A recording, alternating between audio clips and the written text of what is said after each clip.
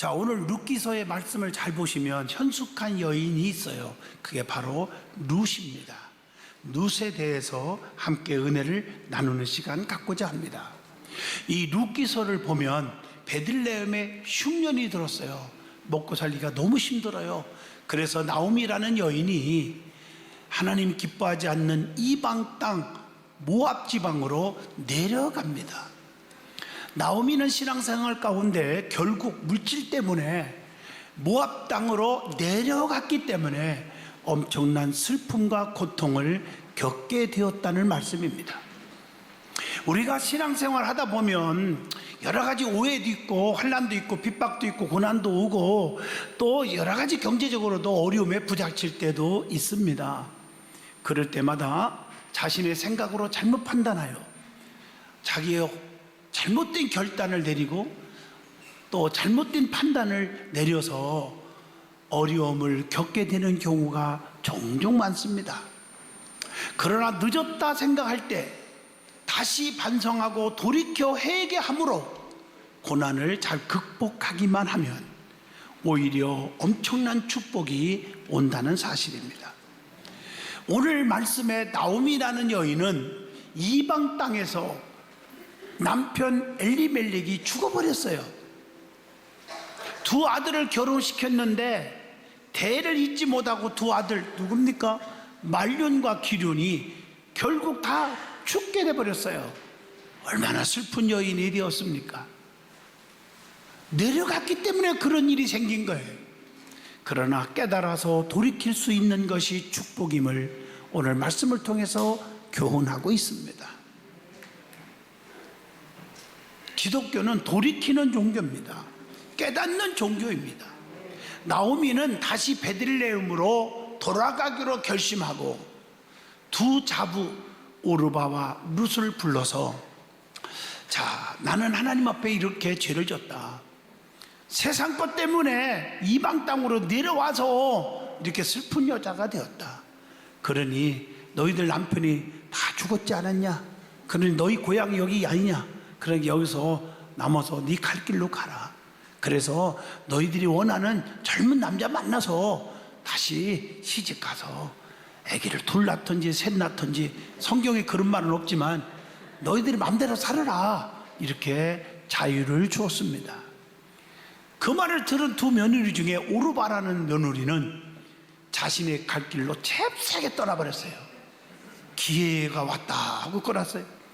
근데 성경을 보면 그 오르바에 대한 얘기는 아무리 찾아도 성경에 없어요. 그가 그의 앞으로의 삶이 어떻게 됐는지, 불행했는지, 행복했는지, 죽었는지, 뭐 굶었는지 알 수가 없어. 성경에 없으니까 제가 판단은 보류하겠습니다. 그러나 룻이라는 며느리는 시모인 나오미를 모시고 평생 함께하기로, 동행하기로 결심을 했습니다. 결국 시모인 나오미를 따라와서 함께한 룻은 멋있는 축복의 일이 일어났죠. 기업 물을 짜인 보아스를 만나서 행복하게 살면서 아들을 낳았는데 그게 오벳입니다. 오벳의 족보를 여러분 마태복음 1장에 나오지요. 베레스, 헤스론, 람, 암미나답, 나손, 그 다음에 살몬, 보아스, 그 다음에 오벳, 이세, 그리고 다윗이 나옵니다. 성경에 보면 특이하게도 예수님의 족보에는 몇 사람의 여인의 이름이 등장을 합니다. 그 중에 하나가 룻입니다. 마태복음 1장 5절을 다시 한번 새겨봅니다. 살몬은 나압에게서 보아스를 낳고 보아스는 룻에게서 오벳을 낳고 오벳은 이세를 낳고 이렇게 기록되어 있어요. 룻이라는 여인의 이름이 족보에 등장하는 겁니다. 룻은 신앙적 순종과 헌신으로 이스라엘 신앙 공동체의 귀감이 되었기 때문에 다윗과 예수님의 족보에 그 이름이 기록될 수가 있었다는 사실입니다. 오늘 룻기서를 통해서 주시기를 원하시는 하나님의 풍성한 은혜가 저와 여러분에게 임하기를 간절히 축복합니다. 그러면 먼저 나오미의 가족을 통해서 우리에게 주시는 교훈, 깨우침이 뭐가 있을까요? 첫째, 하나님의 뜻을 거스리면 예외가 없이 기근과 고통, 환난, 고난이 온다고 하는 사실입니다. 이게 성경의 원리예요. 신앙생활 가운데 올라가야지, 힘들다고 내려가면 안 됩니다. 올라가야죠. 여리고로 내려가다가 강도 만난 사람 아시죠? 재산, 건강, 생명까지 모두 위협에 처했었잖아요. 다 뺏겼잖아요. 거반 죽게 되었더라. 성경이 이렇게 나오잖아요. 왜? 내려가다가 끝장난 거예요. 교회 생활에서 믿음이 성장하고 올라가려면 열심히 하셔야 할 일이 있잖아요. 새벽기도, 감사생활, 11조 생활, 전도생활, 봉사생활, 열심히 헌신생활을 해야지 자꾸 내려가는 사람이 돼서는 안 돼요. 믿음도 내려가고 예배가 내려가요. 입술도 항상 하나님을 찬양하고 남의 허물을 덮어주고 관용하고 칭찬하는 소리가 아니라 남을 정죄하고 남을 손가락질하는 그런 사람으로 믿음이, 인격이 내려가면 안 됩니다. 물질과 명예와 권세, 즉 출세 때문에 믿음을 저버리지 말아야 합니다. 오늘 여러분 로마서 12장 2절을 뭐라고 말했나 보세요. 너희는 이 세대를 본받지 말고 오직 마음을 새롭게 함으로 뭘 받아요? 변화를 받아서 하나님의 선하시고 기뻐하시고 온전하신 뜻이 무엇인지를 분별하도록 하라, 이렇게 말하고 있어요. 세상을 너무 본받으면 안 돼요. 세상의 풍토에 따라가면 안 됩니다. 우리는 말씀으로 무장해야 돼요. 누가 뭐라 해도, 위협이 와도, 손해가 봐도 말씀이 아닌 건 아닌 거야. 시어머니 나오미는 베들레헴에서 이방 땅인 모압 지방으로 내려왔기에 고난과 환난을 당한 것입니다. 남편 엘리멜렉이 죽어버렸어요. 두 아들 말륜과 기륜이 죽어버렸어요. 이런 슬픔이 어디 있습니까? 여러분, 베들레헴은 떡집이라는 뜻입니다. 즉 생명의 떡인 하나님의 말씀이 있고 예배가 있는 곳인 베들레헴을 떠나서 이방 땅으로 갔기에 행복할 줄 알았지만 엄청난 고난이 임했다는 사실입니다. 나오미의 이름의 뜻이 뭔지 아십니까? 나의 기쁨, 나의 사랑하는 자라는 뜻입니다. 그런데 하나님의 뜻을 거스름으로 그 말이 기쁨이 아니라 슬픔으로 바뀌게 되었다는 것입니다. 룻기서 1장 20절 말씀을 보시면 나옵니다. 엘리멜렉, 그의 남편 죽었지만 엘리멜렉의 이름의 뜻이 뭔지 아세요? 하나님은 왕이시다 하는 뜻이에요. 그래서 이 양반이 자기 부인 따라서 안 내려왔으면 왕이 될 수도 있는지도 모르죠. 그런데 엘리멜렉은 하나님의 뜻을 저버리고 부부가 짝짝꿍 돼가지고, 짝짝꿍 될 거나 돼야지, 이런 것에 짝짝꿍이 돼가지고 하나님의 뜻을 저버리고 이방 땅으로 데려와서 빛을 보지 못하고 죽게 되었다 하는 말씀입니다. 자, 두 아들 말륜과 기륜이 있었죠. 두 아들의 이름 중 말륜은 병든 하는 뜻이 있습니다. 병들었다는 뜻이에요. 기륜은 낭비하다는 뜻이에요. 여러분, 자녀들 이름 줄 때도요, 좀 좋은 거 줘주세요. 그래서 많은 분들이 얘기를 하면 저한테, 제가 장명하는 사람이 아니지만 저한테 와서 이름 좀 줘주세요. 그래가지고 이름을 줘준 우리 장로님, 권사님들 자녀들 많죠. 예, 많아요. 이름도 중요하잖아요. 그런데 그 이름대로 그들은 죽는 비극을 겪게 되었습니다.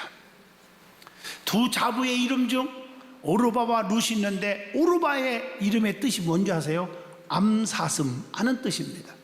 그 이름처럼 암사슴 같이 펄펄 뛰고 이리 뛰고 저리 뛰고 그런 자같이 시모인 나오미를 펄쩍 뛰고 세상 그 사투리로 말하면 잽싸게 떠나버렸어요.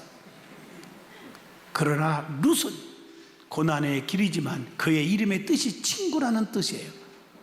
모함 이방 여인이지만 한 번 어머님은 영원한 어머니이니까 끝까지 시모인 나오미를 따라가 열심히 섬김으로 축복을 누리게 되었다고 하는 말씀입니다. 여기서 주는 교훈 두 번째가 뭘까요?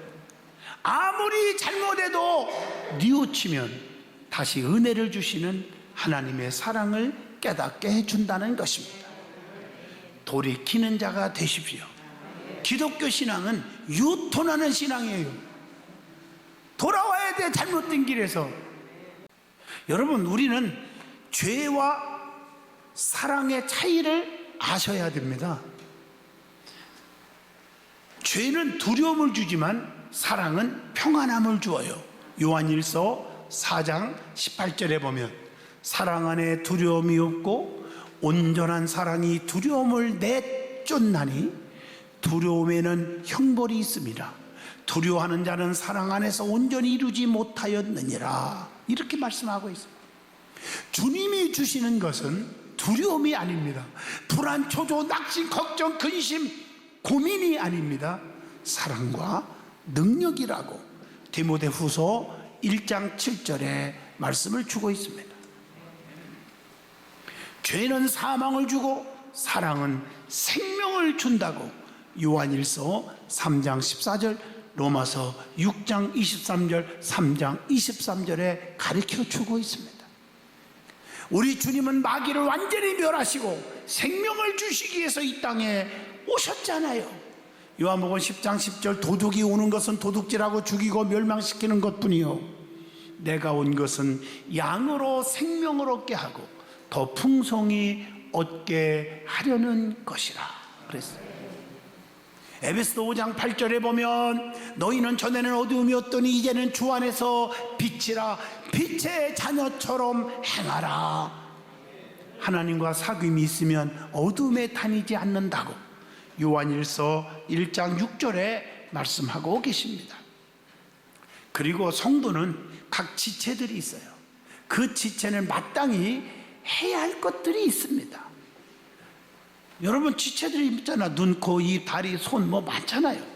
눈은 마태복음 7장 5절 남의 허물을 볼라가지 말고 자기의 들보만 봐라.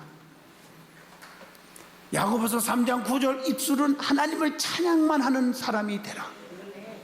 디모데전서 2장 8절 손은 의로운 기도를 하란 말이에요. 거룩한 손을 들어 기도하기를 원하노라. 디모데전서 2장 8절에 말씀합니다.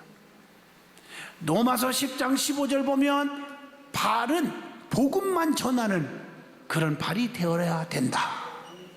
디모데후서 4장 3절에 보면 귀는 쓸데없는 소리, 쑥덕거리는 소리에 기울이지 말고 진리의 말씀에만 귀를 기울여야 한다. 이렇게 말하고 있어요. 우리의 가슴은 어떨까요? 베드로전서 1장 22절 사랑으로 뜨겁게 해야 한다. 뜨거워야 돼. 머리는 어떻습니까? 하나님께 영광이 돼야죠. 그걸로 꽉 차야죠. 머릿속에. 로마서 14장 8절 우리가 살아도 주를 위해 살고 죽어도 주를 위해서 죽나니 그러므로 사나 죽으나 우리가 주의 것이로다. 먹든지 마시든지 오직 주의 영광만을 위해서 하라. 성경에 가르쳐 줬잖아요. 우리 머릿속에 쓸데없는 생각 다 버리세요. 사람의 말 듣고 후회하고 여러분들이 나쁜 사람이 되지 말고 하나님께만 영광, 주님의 십자가를 붙드는 생각으로 꽉 차란 말이에요. 그러므로 우리의 지체는 예수 그리스도의 도구인 것을 절대로 잊지 말으라고 고린도전서 6장 15절에 권면하고 있습니다. 우리가 살다 보면 실수도 있습니다. 부족한 게 많아요. 잘못할 수도 있어요. 그러나 뉘우치면 어떤 일이 일어날까요? 자, 오늘 말씀을 통해서 주는 교훈이에요. 룻기서 1장 6절로 7절 보면 모압에서 베들레헴으로 가게 되는 축복을 받았어요. 다시 베들레헴으로 올라가는 축복을 받았습니다. 이게 회복의 은혜예요. 돌이키는 은혜예요. 또 룻과 같은 현숙한 며느리와 동행하는 축복을 받았어요. 룻기서 1장 16절로 19절에 여러분, 룻과 같은 며느리를 만난다는 게 쉬운 게 아니에요. 저도 목회하면서 수 성도들 보면 야, 저런 며느리 만나면 얼마나 행복할까 하는 분들이 많지가 않아요. 그런데 이 나오미는 돌이켜서 룻과 같은 좋은 며느리를 만나서 행복했잖아요. 룻은 보아스를 만나서 좋은 시어머니를 또 만나서 좋은 보아스 신랑을 만났고, 아멘이죠? 예수님의 조상이 되고 족보에 기록되는 역사가 일어났어요. 좋은 시어머니 만난 거, 좋은 신랑 만난 거 복인 줄로 믿습니다. 돌이킨 이후를 얘기하는 거예요. 자, 그러면 현숙한 여인인 룻의 신앙에 대해서 한번 영적으로 살펴보고자 합니다. 룻기서 3장 11절 보시면 이제 내 딸아 두려워하지 말라. 내가 네 말대로 네게 다 행하리라. 네가 현숙한 여자인 줄을 나의 성읍 백성이 다 아느니라. 룻은 시모를 정성껏 돌보았습니다. 그리고 끝까지 일편단심 만세반석 변하지 않고 따랐습니다. 그래서 보아스 같은 멋있는 사람을 만나서 결혼하게 되었고, 예수님의 족보에 기록되는 엄청난 축복을 받았습니다. 이러한 룻의 신앙은 어떠했는지 한번 살펴볼까요? 첫째, 룻은 현숙한 여인이었습니다. 룻이 현숙한 여인이었던 것을 성읍 백성들은 오늘 룻기서 3장 10절로 11절 다 알고 있었습니다. 여러분들이 현숙한 성도임을 모든 성도들이 다 알아야 됩니다. 끼리끼리 몇 명만 인정한다고 믿음 좋은 척하다가 큰일 납니다. 진실한 사람은 모든 분들이 다 아는 것입니다. 그러면 현숙한 여인은 누구입니까? 백성들이 모두 알아줄 정도로 진실한 자라는 거예요. 현숙한 여인은 잠언서 31장 10절 보세요. 누가 현숙한 여인을 찾아오겠느냐? 그의 값은 진주보다 더 아니라 진주보다 귀하다는 거예요. 그리고 잠언서 12장 4절 지아비의 멸류관이라고 말하고 있습니다. 룻은 현숙한 여인이라고 정말 부를 수 있잖아요. 그런 현숙한 여인이라 보아스를 통해서 칭찬을 받잖아요. 룻기서 3장 10절 다시 한번 볼까요? 내 딸아 여호와께서 내게 복 주시기를 원하노라. 한번 같이 보세요. 네가 가난하건 부하건 젊은 자를 따르지 아니하였으니 인간적 방법을 취하지 아니하였으니, 그 말이에요. 내가 베푼 인애가 처음보다 나중이 더하도다. 처음보다 나중이 더하도다. 여러분의 행복이 날마다 가면 갈수록 더 좋아지는 일이 일어나기를 바랍니다. 하나님께서 쉽게 말하면 오늘 말씀의 복은 복 주시기를 원하노라 그랬어요. 처음보다 나중에 더한 인애를 베푼 여인이라고 칭찬했어요.